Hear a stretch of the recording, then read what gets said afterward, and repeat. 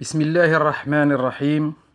الحمد لله وكفى، والسلام على عباده الذين اصطفى، وعلى آله وأصحابه ومن تبعهم من الورى إلى يوم الدين. اللهم علمنا ما جهلنا، وانفعنا بما علمتنا، وزدنا علما، واجعله حجة لنا لا حجة علينا يا رب العالمين. فقد روي أن رسول الله صلى الله عليه وسلم قد صعد أحدا هو وأبو بكر وعمر وعثمان، فرجف بهم أحد، فقال له رسول الله صلى الله عليه وسلم بعدما ركله برجله: أثبت أحد، فإنما عليك نبي وصديق وشهيدان. وهذا الحديث هو دليل قاطع من دلائل النبوة، سوف نقف عنده في بعض فيديوهاتنا القادمة إن شاء الله تعالى. فقد تنبأ هذا الحديث بأن عمر بن الخطاب وعثمان بن عفان رضي الله تعالى عنهما سيكونان شهيدان من الشهداء، وهكذا كان.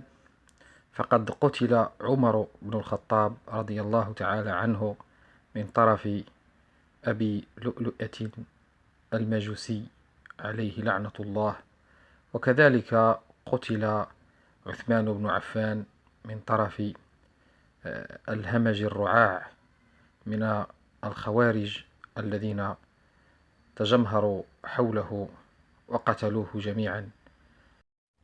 فقد كان تدبيرهم هو هذا، أن يقتله أكبر عدد منهم حتى يتفرق دمه في القبائل، فلا يستطيع أي خليفة بعده أن يقيم القصاص عليهم جميعا.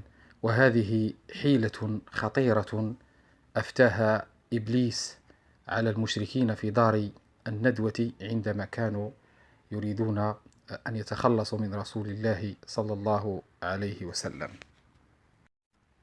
وجاءهم في صورة شيخ من نجد، وهذا معروف ومشهور في سيرة النبي صلى الله عليه وسلم، وسنتعرض لهذا بالتفصيل في سيرة الخليفة الراشد عثمان بن عفان رضي الله تعالى عنه وأرضاه.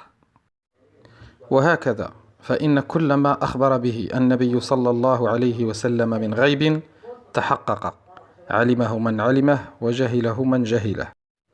ألا يكفي هذا على نبوة الرسول صلى الله عليه وسلم، وأنه مرسل من رب العالمين، وصلى الله على محمد وعلى آل محمد.